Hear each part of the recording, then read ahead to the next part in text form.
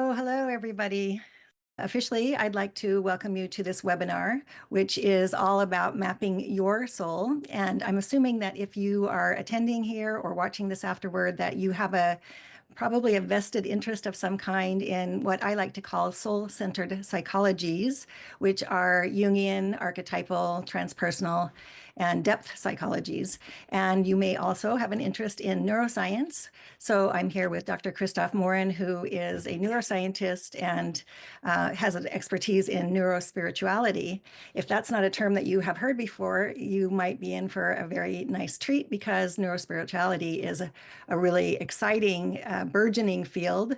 I'm not sure that many people are using that term at all. In fact, I'm not sure, Christophe, if you are the one who coined that term, but it's a great one, and we're really looking forward to being able to have lots of information on neuroscience and spirituality together. So with that, I'd like to just say a few words about mapping the soul. Jung talked a lot about soul, and I will be sharing more information about that as we go on. And before we get started, though, I do want to say that Dr. Morin and I have launched a new media series. It's called The Soul, Cosmos, and Consciousness, and it includes a bunch of different elements to it. There will be articles that go up online on a regular basis. We're going to be starting a podcast, which will go up very shortly. And also we will be doing this webinar series as a series of free monthly webinars that are going to be held on the final Friday of each month. Next month may be a different time, but for sure we will have some offerings for you, and it will be recorded as always. We love it when you can attend live because that's a helpful process for us to be able to have some interaction with you. So with that, I would like to maybe turn the time over to you, Christophe, to be able to share some kind of an introduction for your work. Of course. Thank you, Bonnie. I have been for my entire life absolutely fascinated by the brain. And so just to make sure you know, it's never too far from where I sit. This is an actual prop, real size of your brain, 3 pounds, mostly water. And what has happened for me in the pursuit of understanding this relationship between the brain and behavior is I developed a huge interest in consciousness. And so part of this webinar series is to really unpack a lot of our views on these topics that are often difficult to define, difficult to defend, but ultimately affect our lives. And so Bonnie and I share this passion for really bringing the latest research on consciousness. I will speak often mostly from the perspective of a brain nerd, but also from someone who's just spent almost 2 years writing this book, which is about to hit Amazon next week. This book is about neurospirituality, and I'll bring as many short definitions as I can for today's discussion. So where I want to begin this conversation, Bonnie, is really unpacking the topic of the neuroscience of consciousness. And what I should mention right at the beginning of this conversation is the long period of denial that scientists have persisted basically in refusing in many ways to understand or accept a non-materialistic view of consciousness. So most religion and spiritual systems have talked about soul in ways that, of course, many of you are probably very familiar. But from a materialistic standpoint, this was taboo, if you will, if not considered inadequate. Of course, Descartes, the French mathematician from the 17th century, made it clear that reductionism is ultimately where we fail in our understanding of the soul. And he insisted that the soul was really simply not part of our body, but outside of our body, which of course made it quite difficult for scientists to entertain and explain. So what I have done personally is gradually step out of this reductionist view, because I began to understand that the definitions that consciousness would be produced through the firing of neurons or the activation of certain circuits in the brain was just simply not enough to justify and understand the complexity of what we call being aware or being conscious or having an experience which sometimes is called qualia, where we end up using our entire sensory system to pick up and understand the context in which we are, the location where we are, and ultimately what's happening to us, right?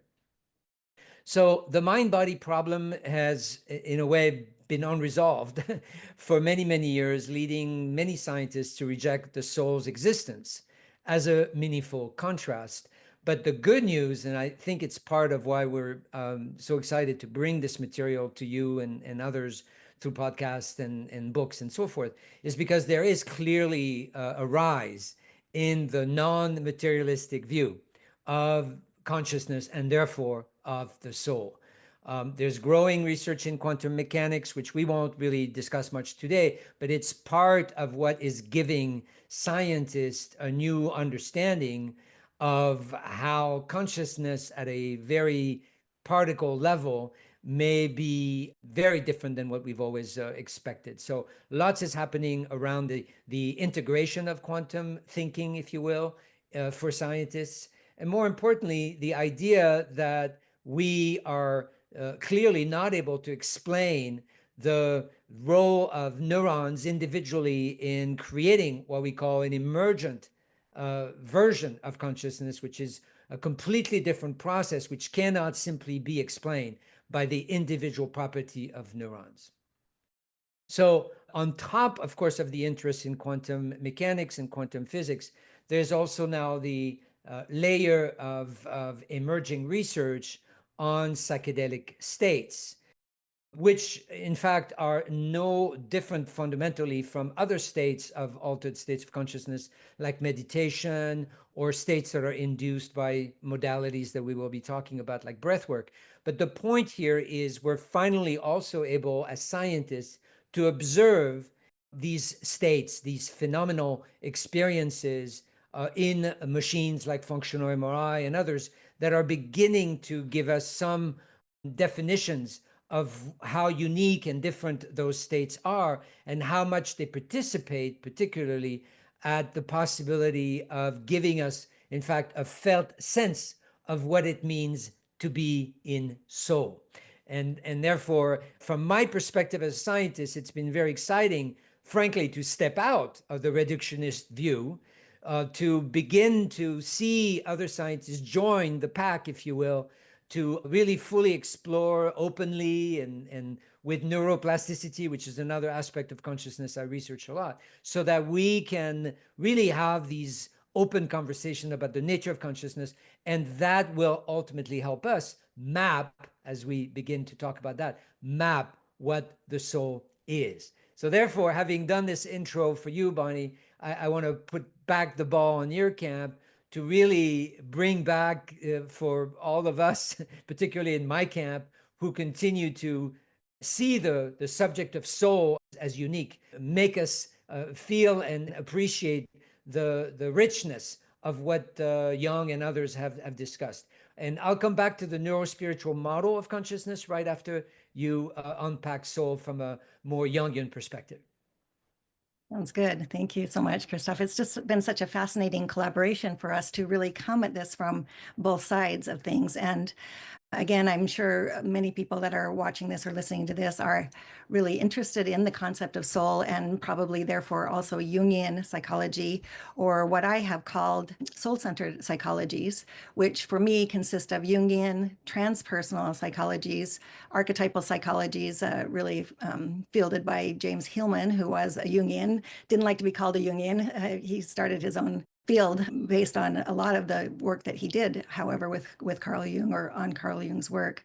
And I think what I'll do is start actually with a very personal experience of sharing and then move into more connecting that to the science and also what Jung was talking about in his work. I was at a retreat in 2006, and I had not been to a lot of spiritual or psychological retreats at that point. I was very much in my career at the time, which had nothing to do with psychology. And at this retreat, we were doing a lot of somatic work. And for those of you who are familiar with somatic work, it is a very, very powerful way to get into your body, to become embodied, and to really feel the reality of yourself in the world. And that allows us to be able to understand more things about ourselves, obviously. And at this retreat, I had a very significant experience. In fact, it was what I later understood to be a spontaneous mystical experience. And I did not know it was coming. I didn't know what it was when it hit me. But essentially, I had an experience of myself, not as a human being in a body, but more what I now understand as an experience of what I like to call my soul self. And I call it soul self because that is in relationship to the ego self, which psychology talks a lot about. So I'd like to just start maybe there by saying that when we're mapping the soul, Jung liked to call this the soul the self with a capital S, and he did use these two terms interchangeably. So I will also do the same. He also talked about something called the collective unconscious, which is a repository of everything that has ever happened and every concept that human beings can imagine or think of, and probably a lot more than that. But he suggested that these kinds of things show up in symbols and in dreams. And so we're going to move in that direction. But first, to make the distinction between ego and soul, I like to always give this metaphor, and that is, imagine that you are driving a limousine and it's a dark and stormy night. There's lots of wind and rain. You can't really see where you're going. You're somewhere out in the countryside. You have no idea where you are, and you don't have a GPS and you don't have a map. And you come to a T in the road and you have no idea, do I turn left or do I turn right? All the while, maybe not knowing that there is a divider in the limousine. For those of you who have been in one, they can put that divider up and down. And if you, as the driver, had known to put that divider down, you would have discovered that there was someone in the back seat of the limousine that had the GPS, that knew exactly where you were going, that knew exactly what you needed to do in order to arrive at your destination. So that is what I call the ego. That's how I look at the ego. The ego is something, some part of us that developed out of this wholeness that we were when we came into being. Most people consider that at our birth. Some psychologists and others consider that perhaps started even while we were in the womb. But just to know that when we are in the ego, as we grew up, our egos developed more and more strongly. And our egos are very important to us because they are what basically drive us around in life. They get us to appointments when we're supposed to be there. They help us to complete things on deadlines. They help us to know where we're going in the world and to take care of ourselves in many ways. But the challenge with the ego is that it often thinks that it is the only driver and that it has to figure out where we're going. And so it will make decisions that are based on things that are maybe not necessarily real. And it can also do things that are not necessarily good for us in the form of patterns, unhelpful patterns that have allowed us to cope with past traumas or past wounding that we experienced, even again, as early as the day that we were born and moving on from there. And so these coping mechanisms that we had to develop when we were little kids to be able to deal with whatever was happening in our environment, this opportunity that we had to adjust to our environment. In fact, it's a mandate. Also, we had to adjust in order to survive. What we understand now is that if we hold on to those coping mechanisms that allowed us to put maybe perhaps the trauma aside or to turn on to something that would make us feel more valuable or make us feel loved. And I always like to say that the ego does two things for us that are at the core of everything. And that is, it wants us to feel safe and it wants us to be seen. So it's seen in a good way, in the way that we need to be seen in order to understand that we belong, that somebody will take care of us when we're little kids, that we are loved and accepted for who we are. So the ego wants us to feel safe and seen, and it will go to great lengths to make sure that it's doing that. But unfortunately, or fortunately for us, I guess, depending on how you look at it, we all have to run these patterns until we are aware of the patterns themselves. So in other words, these patterns are often very unconscious in us. We don't know that this is something that we have developed, a belief or a system of coping that has developed by our ego in order for us to be able to cope, to move around in the world. And when that ego gets strong enough to start making those decisions, we lose all contact with something that might be a more spiritual connection with something that is bigger than us, whether you want to call that God or the universe or the Great Spirit, or, there's a dozen or probably more names for it. And I'll just end maybe my introduction here with a couple of stories. One is that in ancient Greece, there was a myth that talked about how the first human being was born with 4 arms and 4 legs. And then at one point, the gods split that human being in 2, and the one part was lost to the other part. They were separated from each other. And Heraclitus was talking about soul even as early as 2,500 years ago. And we understand now that there is a part of us that perhaps is not necessarily obvious to us until we begin to have an experience or something prompts us to start searching for more meaning in our life. So Jung suggested that soul is what makes meaning in our lives. He had a bunch of different experiences where he had visions that were also spontaneous. They just started coming to him. Some of them seemed to be very prophetic. It was before World War I, and he was having visions of rivers of blood running over the countryside. Many of you will know those stories. And he thought he was going crazy. He thought he was having some kind of a psychosis, a bit like perhaps some of the patients that he was seeing as a psychiatrist in Switzerland at the time. And so he turned that inward and really began to work with those visions in his own way. And he developed a process that he called active imagination, which we may touch on later. But active imagination is essentially the idea of dialoguing with or moving the story forward with these characters that show up, whether it's in a waking vision or in a dream or in a myth that you hear somewhere or something like that. And my favorite quote from Jung is, are we related to something infinite or not? That is the telling question of our lives. And it is the telling question. Do you feel as an individual human being that you are connected to something bigger?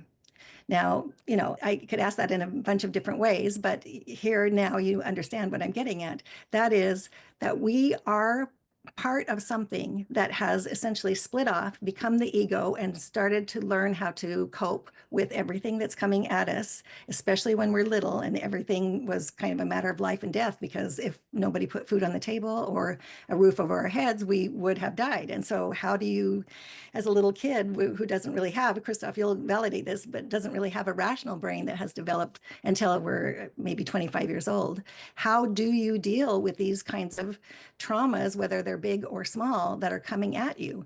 And the definition of trauma, by the way, is essentially when something hits us or happens to us that is so overwhelming that we have no idea what to do with it. And that was a bit what happened to me in that first initial spontaneous mystical experience that I had. Basically, I went into what Stan Grof, who's one of the founders of transpersonal psychology, calls spiritual emergency. And it's when you are opened up or something spiritual happens to you that you don't know what to do with because it's just too big.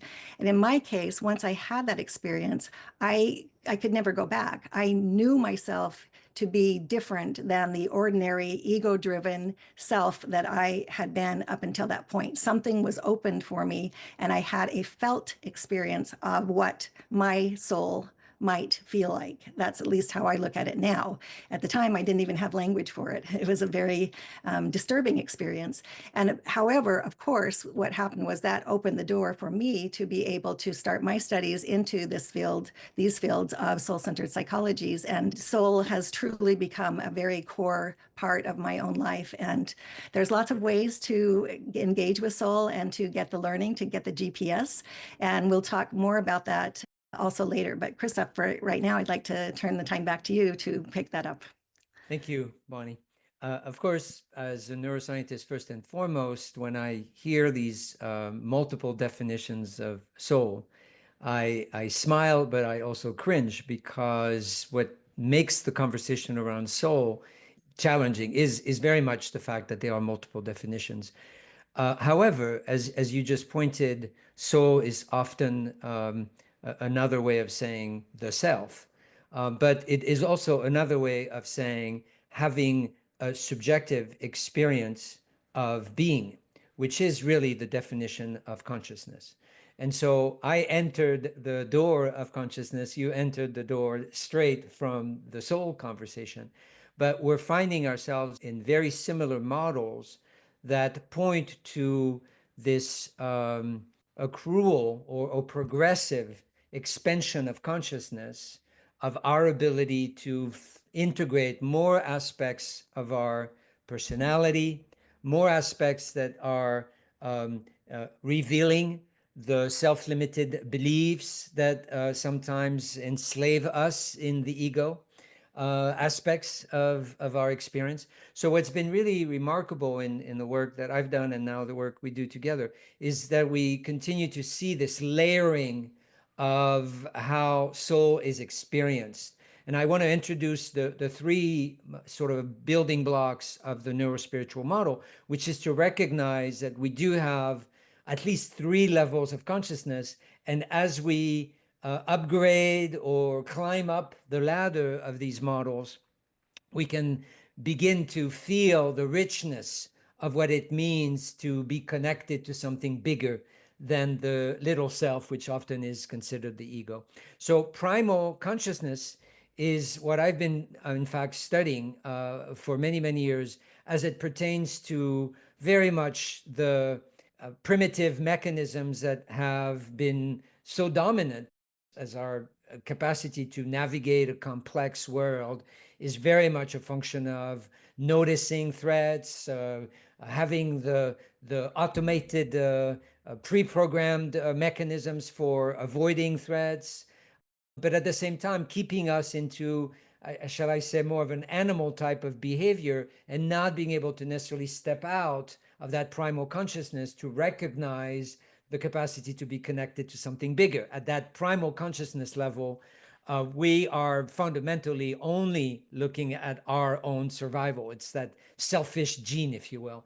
The second level of consciousness, which is often referred to as rational consciousness, really, at least from what we understand, evolutionary speaking, was possible because our brain developed new layers, more sophisticated layers, to integrate aspects of our role among other humans that are more specifics to being social, to having a desire to care, particularly for family members. So there is another layer, if you will, that is where we find the most aspects of how we are driven by ego to protect ourselves, to protect our reputation, to protect our career, but still not being able to always access more than just logic, rationality, and ultimately feelings and emotions. And what I discovered is the study of consciousness is now pushing us to recognize much different levels of consciousness, which I chose to call spiritual consciousness. And it's that layer of spiritual consciousness, which you could say is a transcending state. It doesn't really necessarily happen unless you, exactly as you said, have some sort of crisis which puts you in that state, and you quickly recognize this is not primal, this is not rational, it's something else. Well, I found pathways, if you will, for me to study these spiritual states of consciousness, to look for research that's done by neuroscientists that are putting monks and nuns in functional MRI and start identifying things that are really difficult to explain, but must at some point demonstrate that the brain has the capacity somehow to switch to those higher levels of consciousness. And certainly that's what we are noticing in psychedelic states, whether people want it or not. They are neurochemically, if you will, able to open that little door called spiritual consciousness and having experiences that connect them to something much bigger. So the whole idea of the neurospiritual model is not to just embrace the fact that soul is clearly a manifestation of a different level of consciousness, but to recognize that with good science coming from multiple fields, whether it's from neuroscience, psychology, or quantum physics, we're able to now have better definitions and better ways to describe and justify the healing, especially aspects of that process. Because some of you must be thinking, well, so what? Why is it that exceptional to enter into those spiritual state? Well, in my particular case, it was necessary to eliminate anxiety, to eliminate stress, to make sure I wouldn't fall into depressive episodes. So I discovered, at least for me, that one of the fundamental motivation to be more in soul was to have actually better life, better health. So with that, reconstructing the model of mapping the soul, maybe we're ready to discuss and explain some of the modalities that we have found in our work can be used to step up the ladder of consciousness and enter more states that would be considered soul states. So yeah, it's so fascinating to listen to you talking about those different levels of consciousness. I'm going to come back to the stories and share with you a story that comes from the Gnostic tradition. And of course, a lot of the mystical traditions, some of these very ancient traditions, thousands of years old, have talked about soul and or this something bigger, have also talked about how somehow we as human beings have been separated from that something bigger. So this Gnostic myth is the myth of the goddess Sophia. And the story is that she was up in heaven with a bunch of other gods and goddesses, and they were all watching what was happening on Earth. And they were so fascinated by what was happening on Earth. They were kind of leaning out over the rail from heaven to see what was happening down there. And Sophia was so fascinated that she actually fell over the edge and started falling down to the earth. And she couldn't do anything about it. But there was another figure that is called the Christos figure. So this would be the inner Christ figure, or the Christ archetype, perhaps. You can look at it from that standpoint if you're familiar with Jung's archetypal ideas. Archetypes are basically patterns that we can all recognize, or patterns. So the Christ figure is a pattern that we can all look at as a kind of a divine being, or someone that is helping humankind. So when Sophia was falling, all of the gods were so horrified. The Christos figure jumped over the railing and came down to grab her, and managed to grab her just before she landed on earth, and to pull her back up into heaven. But some parts of her still continued to fall down to the earth. And in that moment, all of those parts of her entered the earth and became part of everything that was on the earth as these divine sparks. And so the idea is, of course, that we each have that spark of divinity within us. It's the one that's in the back of the limousine, right? We each have that, but we didn't get the instructions. We didn't get the operating manual for how do we even know it exists, and then how do we engage with it? So what you're talking about these modalities, I think is really important to help us to engage. So I'd like to just take a step back then and ask everybody that's on here right now, what do you think about near-death experiences? Or what do you think about what happens after we die?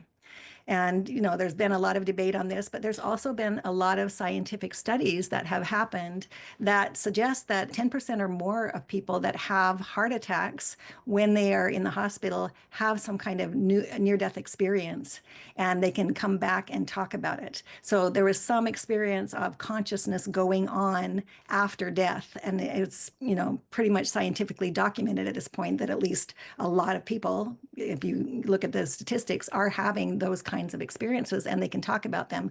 Some of them even report being in the room, like in a surgery room or something, and being able to watch everything that was happening in the room from like a vantage point up higher. And yet they had coded on the table. They were already technically clinically dead, and yet they somehow came back and or revived and were able to give blow by blow what had happened exactly since they actually clinically had died. So it's a fascinating area of study, and I'm sure there's much more to be said about that. But my main point is, if you believe, like I do, that there is something that continues after our physical death, then can you imagine that maybe there was something about us or of us that existed before we were born? And that, again, is contributing to our understanding of soul. So maybe if there was something that existed before, maybe that something was us, and maybe we decided to come here on this to this world of form. It's 3D. We can have all of our senses here, hearing, tasting, touching, smelling. I don't know if you can do that in soul form. And it seems like it would be a really good motivation to actually come to this planet, to this place, to this world of form, this existence, in order to experience those things with our senses and also to be able to learn and to grow. So if that were true, we maybe even decided what we wanted to work on when we came here. So again, I look at it almost as if we were choosing a major when we go to school. Like, what did we want to work on the most? What were the themes? What were the archetypal ideas that we wanted to work on? And when we were born, then we immediately started having some of these experiences that were very difficult and traumatic, that were driving us into a certain arena or dealing with a certain theme over the course of our lives. And that is the thing that the ego's experiencing. And again, trying to keep us safe or seen from some of those experiences. If we felt rejected by our caregivers or loved ones when we were little, our ego is going to do something to either please people all the time to try and feel safe or be seen, or our ego is going to put on a really good fight with other people so that we don't get terrorized by something or someone else. There's a lot of different personality typologies that we can say emerge from the ways that we have learned to cope with whatever trauma is coming at us. So the way that I like to look at this, and it's really the beginning of us being able to then to understand how to move into that higher consciousness, is to look at it as what we experienced when we were very, very young and growing older and older, even up until today, whatever age you are right now. We can look at that as what we like to call together, Christophe and I, the imprint. So we were all imprinted with all of these things that happened to us, and our ego just had to take whatever came and figure it out for itself and move forward. But perhaps with the one that's in the backseat of the limo, or perhaps the one that existed before we were born into these bodies in this world of form, is that what we would call the blueprint. It has the understanding of what we came here to do, what is our calling in life, and how do we transcend these very difficult patterns and different things that are not helping us now to come into greater consciousness, but instead are blocking our consciousness. Things like addictions and bad behaviors and patterns and things that really just don't help us anymore at this point in time. So you have the blueprint versus the imprint. And the only way to begin to understand what your imprint and your blueprint are is to gain greater consciousness, which comes through, of course, self-reflection. And self-reflection then can be kind of put into different activities or states that allow us to gain that higher consciousness. So you've alluded to these, Christophe, now, or shared some of those, but anything that can allow us to enter a greater state of awareness is going to help us to identify what is happening with our imprint, like who are we, who have we become, what is our personality because of the things that we have experienced in our own environment over the course of our lives, and what is our blueprint, like what are our gifts in this world, what is our purpose for being here, what is calling us forward, what is that expansive part of ourselves that we have formerly not necessarily been in touch with, and how can we get in touch with it? So I'll just mention very quickly then, Jung believed that image is the language of the soul. So if you let that sink in for a moment, think about the images that have come to you over the course of the day, just today. Like, what are some of the things that you have seen in your life? And those images can become symbols when they hold some kind of meaning for us. Like if you see something or you experience something in a dream, which is also images, right? Then we have some kind of an emotional connection to that, or something is just really appealing about that. We don't know what it is. A symbol is something that stands for an unknown part of ourselves, an unconscious part of ourselves. And if we can begin to work with those symbols in much the same way that Jung began to work with the characters that were showing up in his dreams and in his waking visions, then we can begin to decipher what the message is that is in those symbols that are coming to us, presumably from our model, from our soul or our soul self. And so those modalities include and are not limited to working with our dreams, reading mythology and working with myth and story. What movies were most important to you when you were a kid or even now? And then we can begin to break down what are the archetypal themes, what are the patterns that are over and over and over again drawing our attention just because there's something that is mirrored or reflected back to us. The other piece of it, I will just say, though, is it's not all roses, of course, because part of the work that we need to do is what Jung called the shadow work.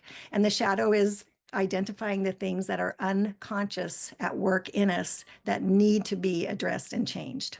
So we might say more about that as we go, but I just want to offer that as a beginning to be on the lookout for symbols in your life. See, notice your dreams, watch your dreams. When you find symbols or characters, you can then begin a dialogue with those. And it might feel kind of weird or strange or, definitely materialistic science probably doesn't count that as a research method.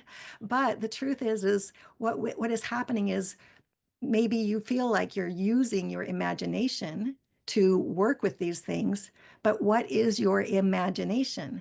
Think about the word. It's based on the word image. And so our imagination is our capacity to access something in the form of ideas, images, whatever those might be, and then to begin to, again, decipher that to understand what it is that we need to learn. And that can be for our shadow work, the things that we need to correct about ourselves or accept about ourselves or change about ourselves, transform, or it can be, again, our gifts and our purpose in life. So with that, I will turn that back to you, Christophe, to pick that back up. Thank you, Bonnie.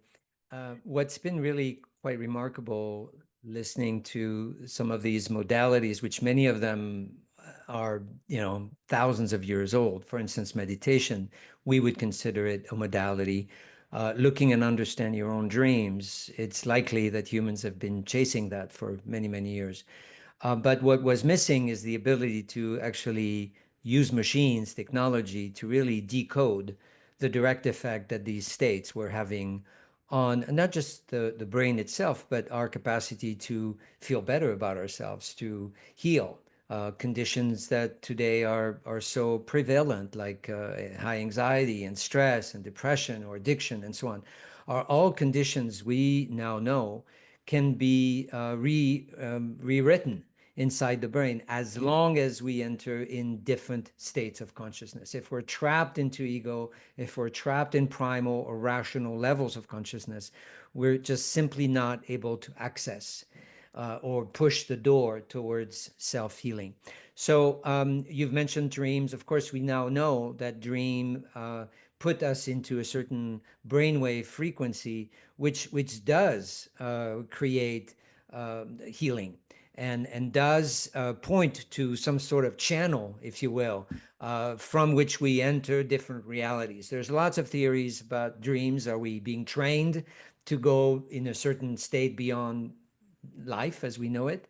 Are we, on the contrary, given messages, as you said, that can help us have a better appreciation for who we are and be more open and more willing to question some of those self-limiting beliefs? So all those modalities in the book Open, I have 26 of those modalities we call open rituals, because they can be performed in ways that protect your, anonymity and privacy, but bring you that additional felt sense of connecting to something bigger than yourself. And we have found that this is the ultimate condition upon which you can rewrite your story, upon which you can get rid of aspects of your life that become toxic, the reliance on addictive behavior, or even stress or anxiety can become somewhat addiction issues.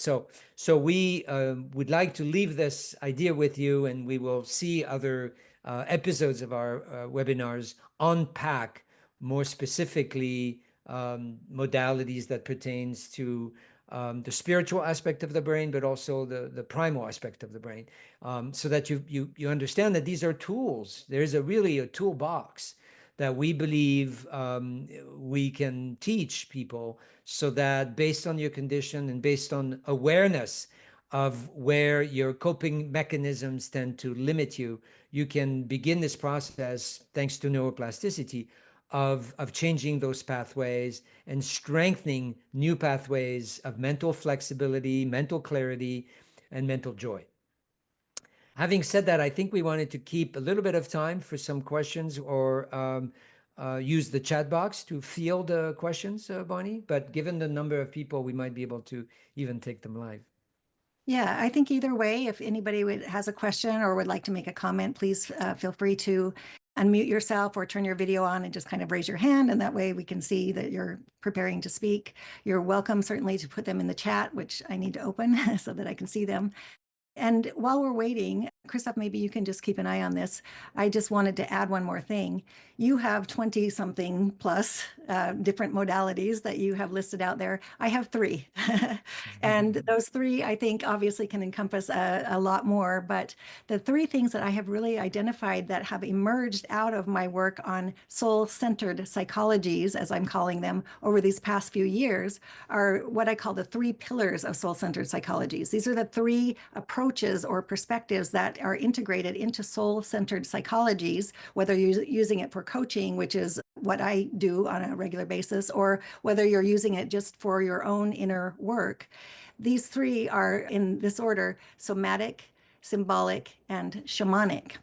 And the somatic, I mentioned that earlier, that is really the necessity of us being able to get into our bodies.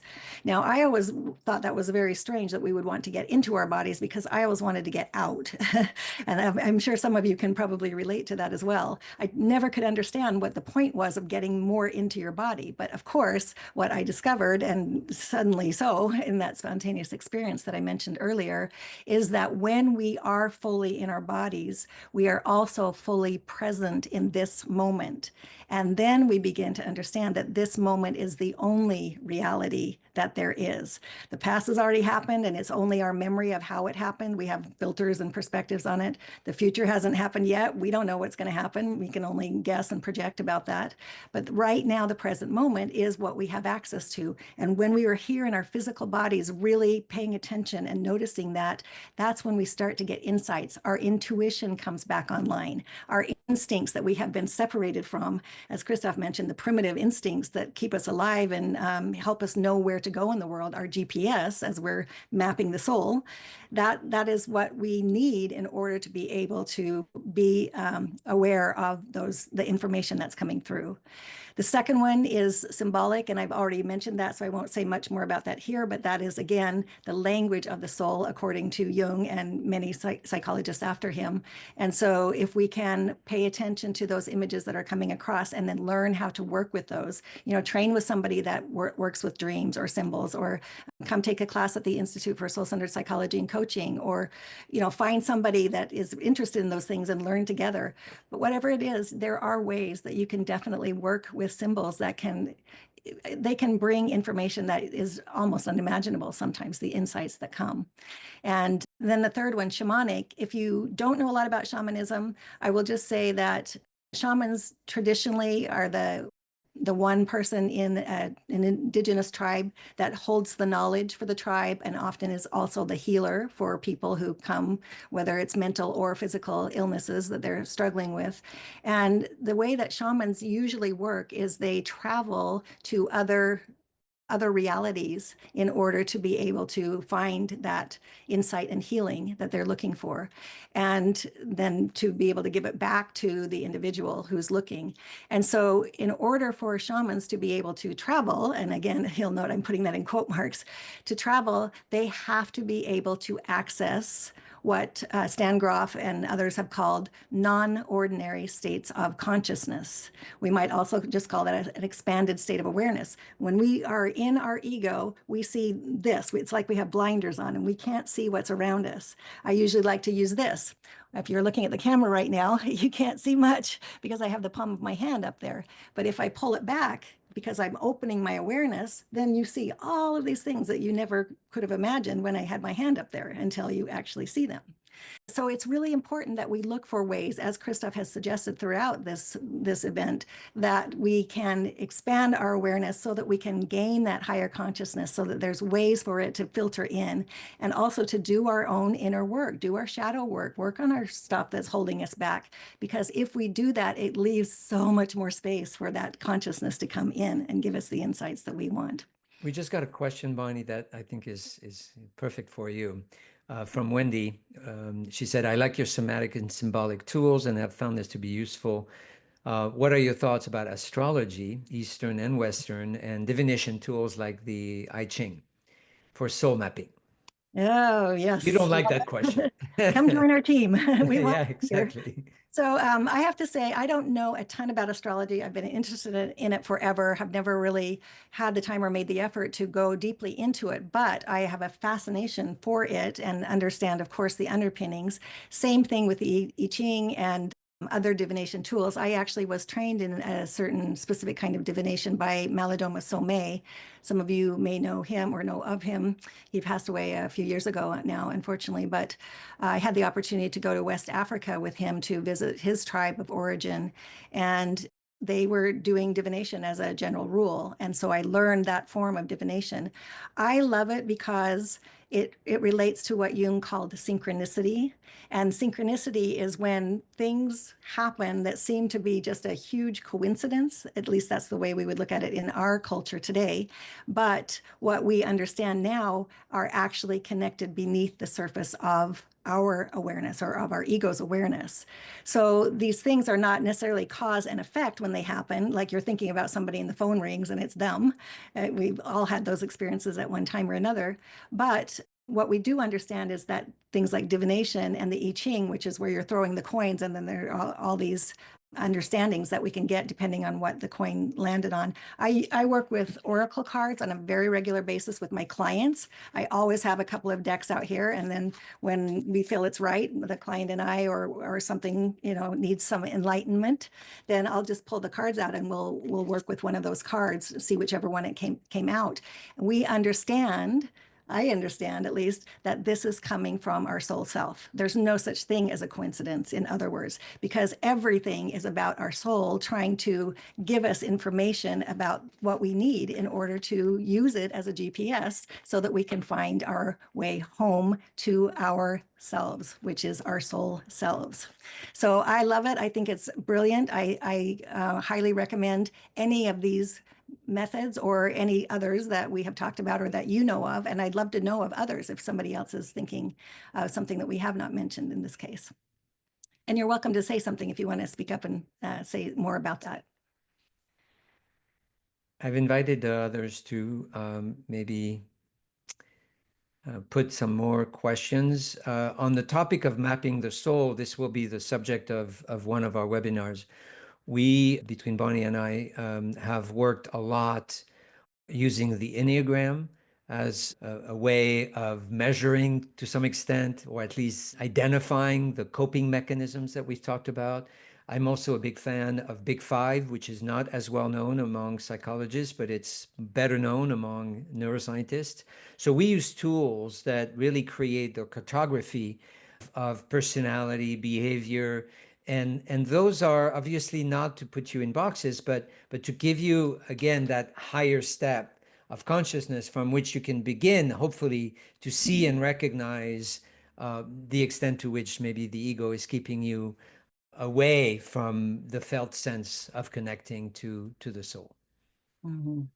Yeah, great. The field of neurospirituality, as Bonnie, this is a question, I'm sorry, I'm addressing. The field is really emerging, and therefore we're just at the beginning of something I think quite special, where science and I credit the psychedelic movement for bringing an opportunity maybe for connecting traditional psychology to scientific thinking, but there's no final model of consciousness that will win here. We're still looking at consciousness as the hard problem. A lot of people deny the fact that AI might reach a level of consciousness that can be considered close to human consciousness. So there's a lot of noise around consciousness, particularly because of AI, particularly because of quantum physics. But at least neurospirituality has the ultimate vision of embracing those views rather than just say the brain is ultimately responsible for the emergence of consciousness. I think we're really way beyond that now, and that's what I would encourage you to do, is to really begin this process of understanding the soul from the perspective of neuro, to the extent that we have a better idea of what that means, and spirituality, and of course soul-centered psychology. Yeah, thank you, Christophe. And I just wrote an article, a short article on actually these topics that you just mentioned, Christophe. That is, I believe that these three things, they're kind of the trio that might be leading us to our next level of consciousness as a humanity. And that is, just as you mentioned, Christophe, that's quantum physics. We're finding all kinds of things now that, even though the field has been around for 100 years, it was never widely accepted by the general scientific community. But now it's starting to prove things that are really, really kind of earth-shattering as we begin to understand them, and makes a beautiful metaphor, if nothing else, for soul. And then also AI, as you mentioned, and could this be a tool for us to actually, a bit like Jung's collective unconscious, could it be a form of divination? I don't know. If you haven't used it before, you may not quite understand that what I'm saying, but if you are familiar with it and you have been using something like ChatGPT, you can ask it a question and it will spit out an answer to anything you ask. And so talk about being able to plumb the depths of the collective unconscious and find symbols and work with things that are like that. And then of course, psychedelics, because they sweep away the veil, they open us up. They're a portal to, I think they're a portal to our soul, so that our ego can just get out of the way and all of the things that it usually thinks and all of the limiting beliefs it has, and bring it and allow us to access that higher consciousness and get, again, those insights. So that's a very burgeoning movement right now. They're calling it the psychedelic revolution. And I think it's a very powerful tool when it's done correctly. I really want to say that it needs to be done in a very careful manner with a modality around it that can help people give context to what's happening, and also to be able to integrate the experiences that they have there. So if you want to find that blog, you can go onto the Institute website. Sorry, There's one more question that I thought you might be able to handle. Do you think early attachment and music creates the psychological awakening towards soul consciousness? So I'll let you answer this. I have my own little views on that. Yeah, I'm surprised you're going to let me answer that. Actually, I'm sure you do. I will just say briefly, yes. Music is one thing, especially evocative music. If anybody's ever worked with holotropic breath work, or there are some other modalities where evocative music is a very, very profound aspect of that modality. We understand that it also, a bit like some other things that generate those expanded states of awareness, music can put us in a completely different state. It can open our ego to things that are beyond the ego, or beyond the ego's capacity to understand or articulate. And so music is one of the ways that I use on a very regular basis, even if I'm ever feeling down, or if I'm feeling frustrated or stuck, or I know my ego is stuck on something, to be able to put that music on and really open it up is amazing. And look, all of us need to deal with our early childhood experiences. I don't care how great you think your childhood was. So I think it's a beautiful tool. Yeah. Yeah. And again, on the neuroscience aspect of music, there's so much now that we're able to, test for experimental conditions and see the extent to which our brain waves are synchronizing with music. Higher frequency, you probably know, are well documented to create states of consciousness and relaxations that are induced, frankly, or at least amplified by music. So yes, there's no question. It's a very rich modality. I have it in two ways in the list of 26 rituals. One, which is the listening and the integration of relaxing music, but also playing music. Because playing music, playing an instrument is really also contributing to neuroplasticity. It's bringing aspects of your uh, personality that you may not suspect are inviting change, inviting more consciousness when you learn to play an instrument. I did this very late in my life and found it to be absolutely remarkably transformational in my capacity to understand soul and relate to my soul. Yeah, I great. think we're at that point. We could Uh, obviously continue this for hours. It's really nice Christophe, that you guys chose to join us. Bonnie. I'm sorry, there's one more question I just wanted to mention since it's quick.